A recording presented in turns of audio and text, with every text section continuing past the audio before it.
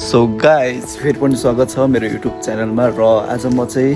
यसो बोर भएर होइन बोरिङ लास्टै भयो कि रुम बस्दा बस्दै यसो यो चाहिँ हाम्रो फिल्ला म चाहिँ यहाँ बस्छु गाइज होइन यो चाहिँ हाम्रो फिल्ला भयो र म आज यसो बाहिरतिर यसो घुम्न जानु पर्यो गाइज हो यस्तो छ है हाम्रो यता फेरि बाहिर डेजर्ट होइन यहाँ तपाईँहरू हेर्न सक्नुहुन्छ लास्टै डेजर्ट के अनि यो चाहिँ हाम्रो फिल्ला बवाल छ है नजारा चाहिँ बवाल छ गाइज सो गाइज म चाहिँ आज यसो हिँड्यौँ न यहाँ चाहिँ काम भइरहेछ यो फिल्ला भयो यो चाहिँ हाम्रो नजिकै हामी बस्ने फिल्ला नजिकै डेजर्टहरू टन्डै रहेछ होइन यहाँदेखिको गाह्रो छ हावा नि चलिरहेछ गाइस हावा जस्तै चलिरहेछ अनि मैले एक्लै हो अनि साथीहरू चाहिँ सुतिराख त्यही भएर मलाई डिस्टर्ब नगरेको मैले अनि गाइस होइन अस्ति चाहिँ यस्तो भयो कि त्यहाँ हाम्रो भिल्लामा चाहिँ धेरै कचडाहरू भनौँ न चुरोट खाएर फाल्ने अनि फोहोरहरू फाल्ने गर्छ केटाहरू अनि त्यस्तो गर्छ भनेर अनि म्यानेजरले चाहिँ अब भिल्ला नि होइन फोहोर हुन्छ सरसफाइ गर्नलाई मान्छे राखेको थियो अफ्रिकाको हो कि युगान्डाको केटा थियो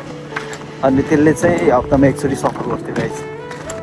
अनि सफा गर्थ्यो होइन अनि उसलाई चाहिँ 6 महिनापछि निकालिदियो कामबाट अनि त्यसपछि उसले सफा गर्थ्यो अनि ऊ निस्केपछि फेरि त्यस्तै फोहोर गर्ने होइन फोहोर हुने सफा नहुने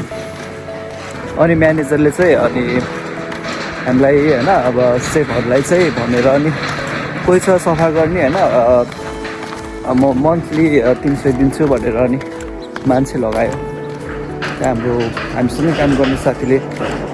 सफा गर्छु भनेर म्यानेजरसँग कुरा गरेर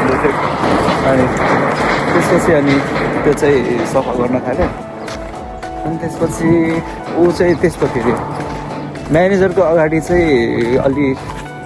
ठग्ने खालको कि म्यानेजर हुँदा चाहिँ सफा गर्ने अनि म्यानेजर नहुँदा चाहिँ सफाइ नगर्ने सफा गऱ्यो भनेर एउटा दुईवटा फोहोरहरू फाल्ने अनि त्यसपछि त्यो फोटो खिचेर अनि पठाइदिने अनि त्यहाँ बस्ने हामी हो नि त होइन अन्त साथी नै होस् या अरू कोही सफा त गर्नु पऱ्यो नि होइन त्यो कम्पनीले उसले राखेको छ भने त्यो त अब सफा गर्नु पऱ्यो नि त किनभने त्यहाँ बस्ने हामी नै हो त्यहाँ म्यानेजर बस्ने होइन फेरि म्यानेजरको छुट्टै रुम छ किचनमा कहिले पनि आउँदैन त्यहाँ बस्ने हामी नै हो त्यहाँ फोहोर हुने सुनि सबै हामी बस्ने ठाउँमा त्यस्तो बनाउँछ होइन अन्त हामीलाई राम्रो लाग्दैन नि त अनि त्यसपछि मैले भने नि हो एकचोटि सफा गर्नुपर्छ किनभने यहाँ हामी बस्ने हो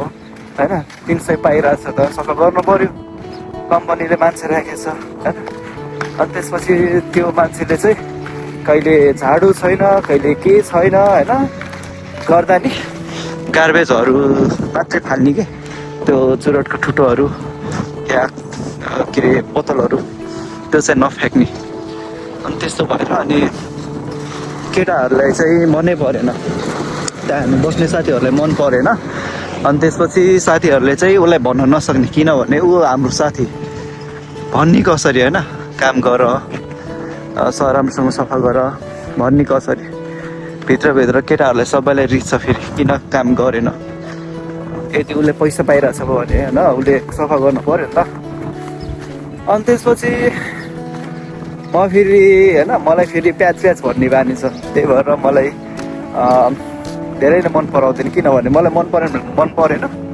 यदि मन पऱ्यो भने मन पऱ्यो त्यस्तो भन्ने मान्छे हो म अनि एक दिन चाहिँ के भयो भन्नाले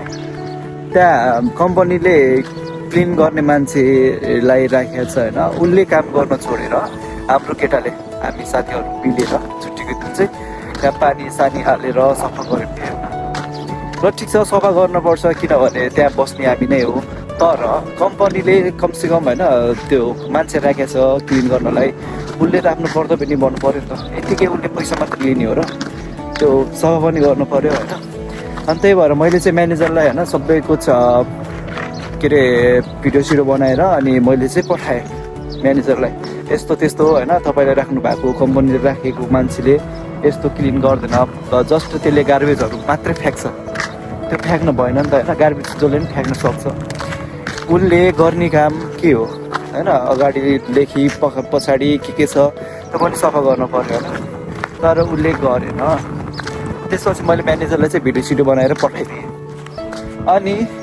अनि अब हुन्छ नि त होइन, उसको दोस्तीहरू पनि टन्नै छ यहाँ, खोइ कसले चाहिँ उसलाई भन्दै रहेछ यस्तो यस्तो गर्यो, मैले त्यस्तो त्यस्तो गर्यो अरे। अनि ऊ रिसाएर फायर किन भन्यो भाइले होइन, मलाई भाइ भन्थ्यो मैले उसलाई, दाइ रेस्पेक्ट आफ्नो ठाउँमा छ। अनि ऊ चाहिँ अनि मसँग होइन बोलेन, मसँग नबोल्ने, अनि त्यो फेसबुकमा स्टेटसहरू या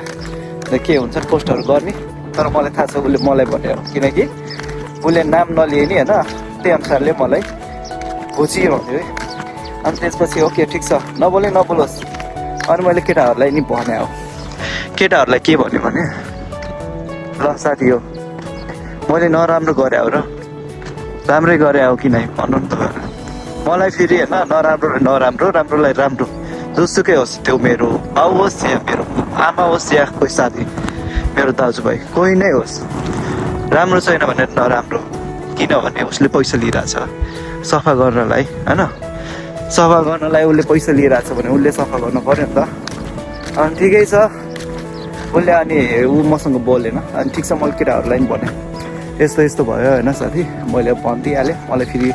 प्याच्चै भन्ने बानी छ, त्यही भएर म नराम्रो नि हुन्छु। अनि केटाहरूले के भन्यो भने साथी तिमी चिन्ता नगर, किनभने तिमी राम्रो कुरा गरे हो, केही पऱ्यो भने हामी तिम्रो साथमा छौँ, किनभने तिमी राम्रो कुरा गरे हो, त नराम्रो कुरा होइन। सो गाइस यस्तो चलिरहेछ। अनि म काममा गएँ, अनि त्यो क्लिन गर्ने केटा पनि कामै गर्छ, हामीसँगै गर्छ। अनि त्यसपछि त्यो मसँग नबोल्ने, अनि उसको साथी छ कि एउटा अर्को, लास्टै एटिट्युड के भन्ने होइन, एटिट्युड लास्टै के भन्ने, अब एटिट्युड त यति धेरै छ, पुरै विश्व सुन्दरा जस्तै होइन मान्छे, के भन्ने। अनि ठिकै छ नबोलोस् होइन, बोल्ने मान्छेसँग म बोलिदिन्छु, नबोल्नेसँग बोल्दिनँ, त्यस्तै हो। अब मेरो इगो भन्नुहोस् या एटिट्युड भन्नुहोस्, म यस्तै हो। सायद यो भिडियो मैले युट्युबमा हाल्छु अनि तिनीहरूले देख्छ होला, देखोस्, त्यही हो। सो गाइस यति नै हो मेरो कहानी।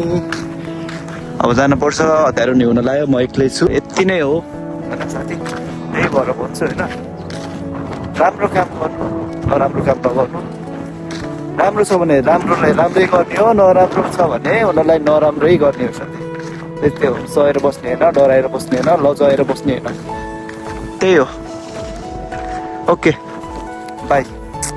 आजलाई यति नै।